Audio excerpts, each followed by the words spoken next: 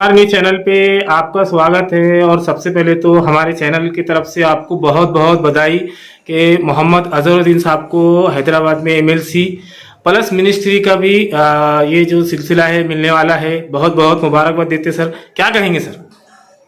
बहुत बहुत शुक्रिया। तमाम लोगों की दुआएं थी जो उनको वापस से खड़ा की, और सबसे ज़्यादा इम्पोर्टेंट ये है कि पार्टी हमारे प्रेसिडेंट सोनिया जी, राहुल जी, प्रियंका जी का आशीर्वाद था उनके साथ, और उन्होंने जो है वो नॉमिनेट करवाया है।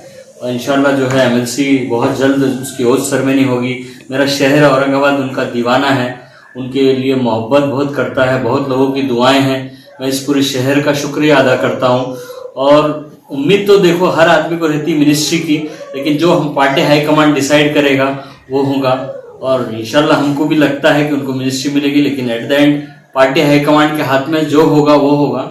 और इंशाल्लाह अगर मिनिस्ट्री बने या एमएलसी बने, वो औरंगाबाद आने वाले हैं और मेरे घर पे 2 दिन रहेंगे।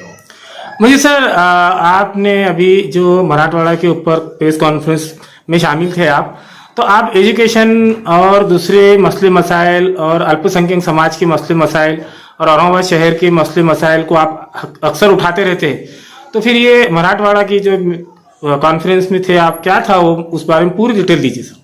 एक्चुअली मेरे दोस्त है संजय लाखे पाटिल, उन्होंने एक मराठवाड़ा डेवलपमेंट के ऊपर एक प्रेस कॉन्फ्रेंस ली, और जब गणेश विसर्जन का मामला आया था उस दिन उसी टेबल पे जो है उन्होंने उसी स्टेज पे ये डिक्लेयर किए थे कि हमारा मराठवाड़ा कितना बैकवर्ड होगा। और आप जानते हैं, मेरा ख्याल है आपके साथ भी मैंने 2-3 प्रेस कॉन्फ्रेंस की, और तमाम जो है मैं इसके लिए आंदोलन किया कई बार। मराठवाड़ा के विकास के लिए हमेशा मैं लड़ते रहा, चाहे ट्रेन का मामला हो, चाहे एजुकेशन का मामला हो, चाहे टूरिज्म का मामला हो, मैं हमेशा लड़ते रहा। क्योंकि मराठवाड़ा डेवलप होगा तो हमारे बच्चे डेवलप होंगे, हमारे बच्चों का विकास होगा। तो मैंने हमेशा, वो मुद्दा अलग था कि मैं मुस्लिम माइनॉरिटी के लिए लड़ रहा था, क्योंकि मेरा कौम का मामला है वो बहुत पिछड़ गई है, हमको कोई आगे लेके आने वाला नहीं। एजुकेशन का मामला हो, जॉब का मामला हो, वो डिफरेंट थिंग है, मगर ये मराठवाड़ा का मामला जो है ये एक अलग चीज है, दोनों अलग अलग चीज है। और मराठवाड़ा अगर डेवलप होगा तो औरंगाबाद डेवलप होगा।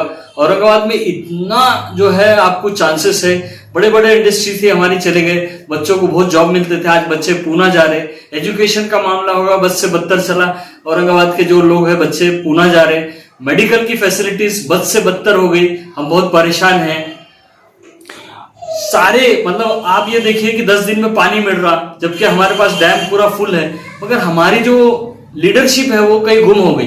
तो हमको मजबूरन एक जगह आके ये मराठवाड़ा का विकास का मुद्दा लेके हमारे शहर को भी डेवलप करना है और मराठवाड़ा को भी डेवलप करना है। तो हम मुख्यमंत्री से स्पेशली रिक्वेस्ट कर रहे हैं, क्योंकि अब मुक्ति संग्राम दिन है। मुक्ति संग्राम दिन के अंदर अगर भाई, अगर मुख्यमंत्री जी ने हमारे को एक बड़े भाई के नाते से, मेरे संबंध है उनसे, बहुत अच्छे संबंध है, आज से नहीं 25 साल से, अगर हमारी मांग को मान ले तो हम उनका स्वागत करेंगे दिलो जान से और उनको सर पे बिठाएंगे। मुझे सर बहुत से लोगों का ये कहना है कि मोहम्मद अजहरुद्दीन साहब जब मुजीब साहब के यहाँ आते हैं तो शहर में उनका सत्कार वगैरह नहीं करवाते और ना ही किसी से मुलाकात करने देते। क्या ये सही है सर? बिल्कुल सही है। देखिए, मैं बहुत रिजर्व आदमी हूँ। मेरा आज तक आपने कहीं पोस्टर नहीं देखे होंगे, कहीं नाम नहीं देखे होंगे। मैं बहुत रिजर्व रहता हूँ, इसलिए मैंने कभी हाईलाइट नहीं किया कब आते हैं कब जाते हैं, मैंने कभी किसी को बताया नहीं। लेकिन मेरे ऊपर खर्च है मेरे शहर का। इस बार जब एमएलसी बन के आएंगे तो मेरे शहर के लोग उनका सत्कार करेंगे। मेरे पास एमएम शेख साहब के कम से कम 5 से 7 कॉल आए, और इब्राहिम पठान, बाकी लोग जो भी हैं इनके कॉल आए। तो 100% अब इनका हक है कि मैं इन तक ले जाके पहुंचाऊं अजहरुद्दीन को, और ये सत्कार करे और मेरा शहर सत्कार करे और मेरी कांग्रेस पार्टी सत्कार करे। मेरे लिए बहुत फख्र की बात हो। मुझे सर अभी मकई गेट का भी मसला है, जो काम चालू है मरम्मत का, तो 4 महीने के ऊपर हो गया है, और जहाँ 6 से 7 मोहल्ले जुड़े हुए हैं, बहुत तकालीफ का सामना करना पड़ा है। अभी दूसरे गेट का भी काम बाकी है। आप हर वक्त मसले मसाइल उठाते रहते हैं, इसके ऊपर क्या कहेंगे सर?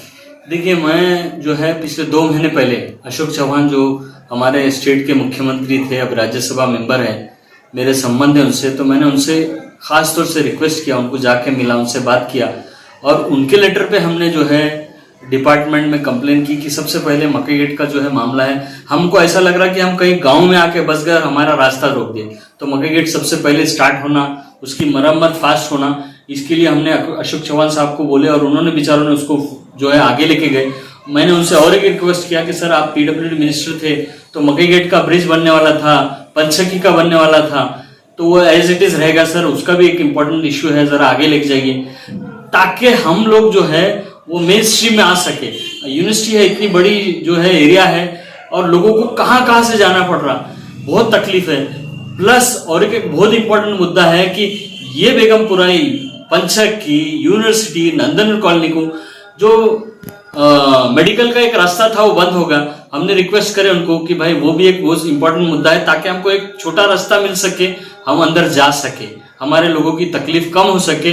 मैं गनू पांडे जी का बहुत शुक्रिया अदा करता हूँ, उनके साथियों का शुक्रिया अदा करता हूँ कि वो डिपार्टमेंट के लोगों को जाके उस बारे में उन्होंने बहुत बड़ा इशू उठा के उसको सॉल्व करने की कोशिश। जब भी औरंगाबाद शहर में जो भी मसले मसाइल आते हैं सबसे पहले आप आवाज उठाते हैं, और अभी देखने में आ रहा सर कि महानगर पालिका के जो इलेक्शन होने वाले हैं अभी और प्रभाग सिस्टम जो चालू होने वाला है, तो सर कई जगह सुनने में आ रहा है कि 3 वार्ड रहेंगे, कोई सुनने में आ रहा है 4 वार्ड रहेंगे। तो जनता को तो ये पहला अनुभव रहेगा, तो इसकी वोटिंग वगैरह कैसे होंगे और इसके लिए रहबरी कौन करेंगे और जिम्मेदारी कौन लेगा सर? ये क्या है, मेट्रो सिटीज में जो है एक्सेल प्रभाग सिस्टम होता है। प्रभाग सिस्टम ऐसा होता है कि जिसमें जो नामचीन आदमी रहता, पावरफुल आदमी रहता, वही जन जागरूक करके इलेक्शन में चुन के आने की ताकत रखता। और आपने कहा है मुझे कि भाई लोगों को फर्स्ट टाइम होगा कि 3 वोट डालेंगे या 4 वोट डालेंगे। देखिए हमारे बहुत अजीज दोस्त है म्युनिसिपल कमिश्नर श्रीकांत साहब और दिलीप स्वामी साहब जो कलेक्टर है, ये लोगों के साथ हम मिलके, एनजीओ है, कुछ एनजीओ को साथ लेके हमको जागरूकता लाना पड़ेगा बच्चों को, इस शहर के बच्चों को, उम्र रसीदा लोगों को, सबको बताना पड़ेगा कि भाई आपको इस तरीके की वोटिंग करना पड़ेगा। जब तक ये सब जगह हम लोगों को समझाएंगे नहीं, ये प्रॉपर वोटिंग नहीं होगी। तो इसके लिए स्पेशली मैं श्रीकांत साहब को, कलेक्टर साहब को, डिविजनल कमिश्नर को और प्लस जो हमारे जो इलेक्शन ऑफिसर्स है उनको रिक्वेस्ट करूंगा कि इस शहर के जो एनजीओस है उनको साथ लेके एक जागरूकता का कार्यक्रम ले ताकि लोग जागरूक हो और वोट करके प्रॉपर बॉडी आए और इस शहर का विकास हो। आपका नाम बोलिए।